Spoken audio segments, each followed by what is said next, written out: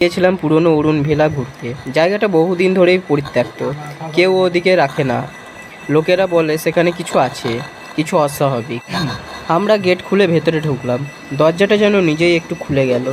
ঠান্ডা বাতাস গায়ে লেগে কাটা দিয়ে উঠল। আমি রাহুলকে বললাম, সাবধানে চলিস। এই জায়গাটা একদম সিনেমার মতো লাগছে রে। এ হচ্ছে কেউ যেন এখন পিছন থেকে ডাকছে, পিছনে তাকিও না। কিন্তু এক অদ্ভুত অনুভূতি হচ্ছিল কেউ আমাদের দেখছে। জানলার পর্দাটা একটু নড়ল।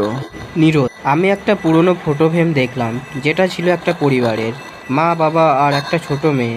কিন্তু মেয়েটার মুখটা ছিল আঁচড়ানো, যেন কেউ সেটা ঘষে তুলেছে। হঠাৎ আমরা শুনতে পেলাম চিৎকারের মতন একটা আওয়াজ, ঘড়ির কাঁটা রাত 12টা ছুঁইতে। তখনই ওটা ঘটলো। রাহুল, একটা দরজা নিজে থেকে খুলে গেল। ঠাস করে আমি কাঁপতে কাঁপতে বললাম, চল ফিরে যাই। তখন নীরজ বলল, না, আমরা এর শেষ দেখে ছাড়বো।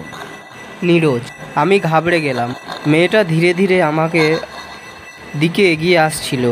ওর পা মেঝেতে যাচ্ছিল না, যেন ভেসে আসছিল।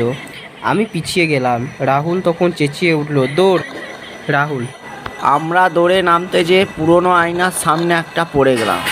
কিন্তু পিছনে তাকিয়ে দেখি পিছনে কেউ নেই। আমরা দৌড়ে বাইরে চলে এলাম।